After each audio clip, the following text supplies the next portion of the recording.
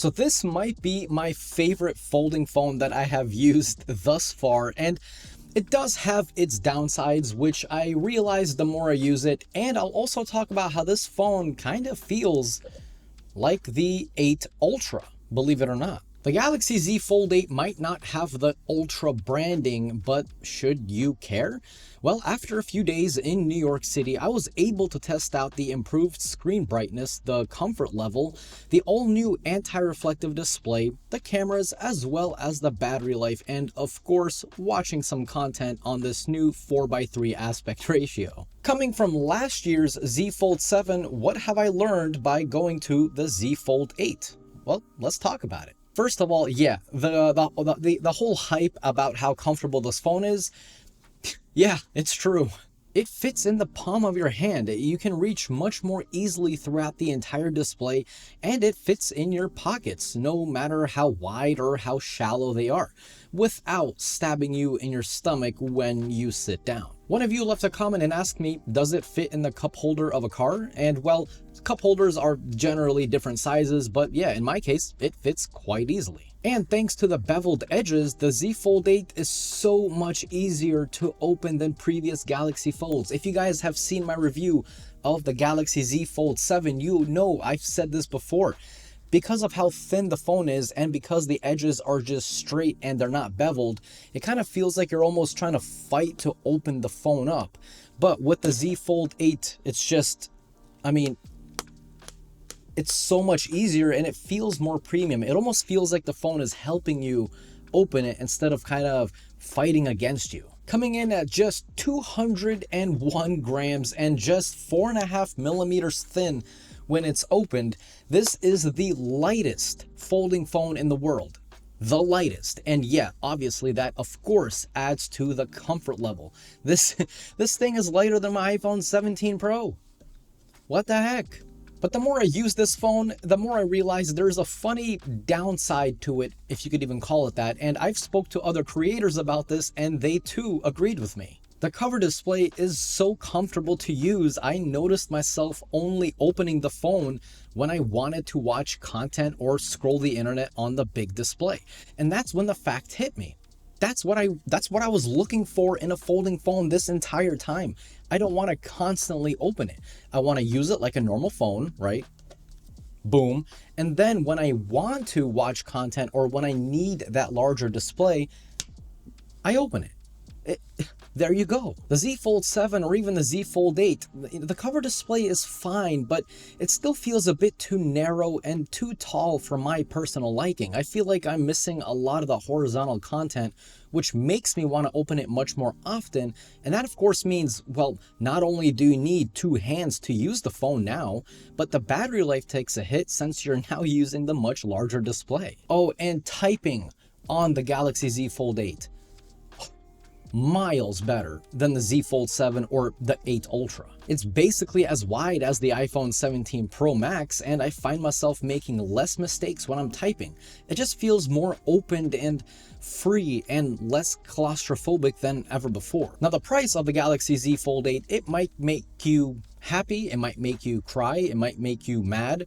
$1,900. It's a pretty penny. But of course, for the limited time pre-order deal, Samsung is partnering with many phone carriers for great trade-in deals, like getting up to $1,200 of instant same-day trade-in credit or up to $1,900 with a carrier deal.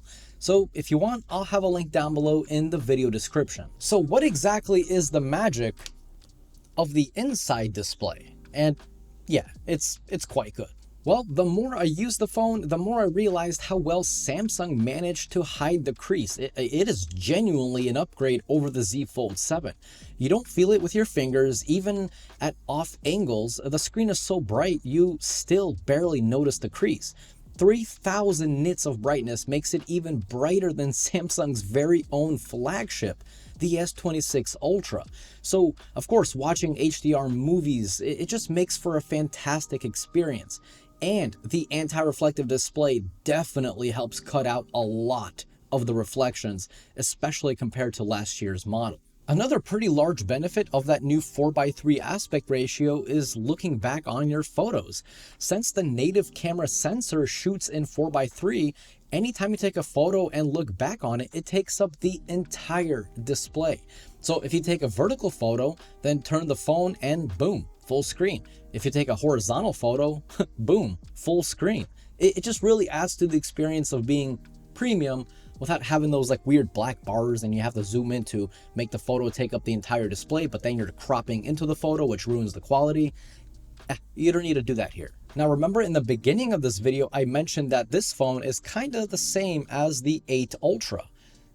That's also quite true. Well, that's because if you hold the phone vertically after you open it, it's not really far off from the size of the Ultra, and yet it looks better and more natural, kind of like a book. So for those of you who love to read ebooks or just scroll the internet, it just looks better. This will be a big deal. I also appreciate the new and upgraded fast charging, 45 watts up from 25 last year, and you get a larger battery, 4,800 milliamp hours, which is actually funny because that is bigger than last year's Z Fold7, which had a 4,400 milliamp hour battery. The new fast charging is cool, but you won't really need it. The Snapdragon 8 Elite Gen 5 is very power efficient, along with the more power efficient display tech Samsung is using. So yeah, I was very pleased when I made it throughout the entire day with no issues while being outside, full brightness, 5G. That's crazy. So what about the cameras? Here is where I kind of understand why this isn't called Ultra. Don't get me wrong, the cameras are not bad by any means. You get a 50 megapixel main camera and a 50 megapixel ultra wide camera. Now, of course, photos are very subjective, so I'll leave the conclusion up to you. But from what I'm seeing, I think most of you guys will be pleased with the quality as well as the HDR. And what I like is that it doesn't overdo the HDR. I like the dark areas to be dark and the bright areas to be bright without totally overexposing it. It just makes for a dynamic shot without looking flat and over HDR-y all the time. You do get 2 times lossless zoom coming from that 50 megapixel main camera, but don't expect high quality zoom ranges to look great since, of course, there's not a dedicated zoom lens like the Ultra has. And yeah, you do get that cover display as a viewfinder for taking high resolution selfies using the rear cameras. Video quality is also really good and steady. You can shoot up to 8K 30 across the 2 lenses, which is nice. Although I'm sure most of you are just going to use 4K 60 or 4K 30, whatever your choice is.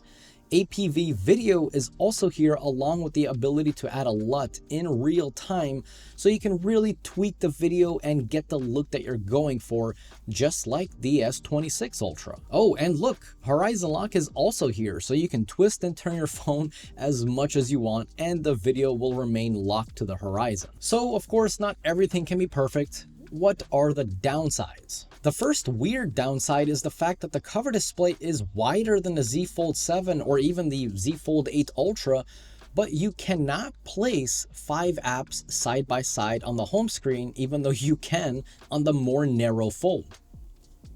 Samsung, why? Another downside, this is something I don't really care about that much, but there's no flex mode. So on the Ultra model, you can prop your phone up and have the top half of the display play a video, for example, and the bottom has your controls. Well, on the Fold8, the hinge mechanism doesn't allow for that. Now, I never really used flex mode other than like just showcasing it to you guys for those of you who would like that. So for me, it's not really that big of a deal, but you know, only you know if that matters to you or not. Personally, like I said, I don't really care. Overall, the more I use the Galaxy Fold8, the more I realize how fun a folding phone can be if done right. And this does it right. It's thin, it's light, great cameras, great battery life, great reception, great speakers, easier to open, 3000 nits of display, faster charging. It just does it right. But what do you think of the Z Fold8? Is this the phone for you?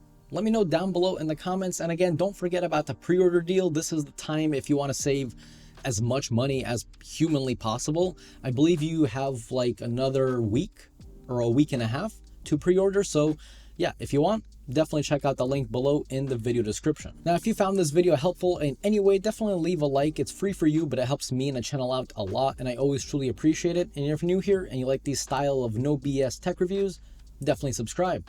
As always, this was Mark from Mark's Tech. Adios.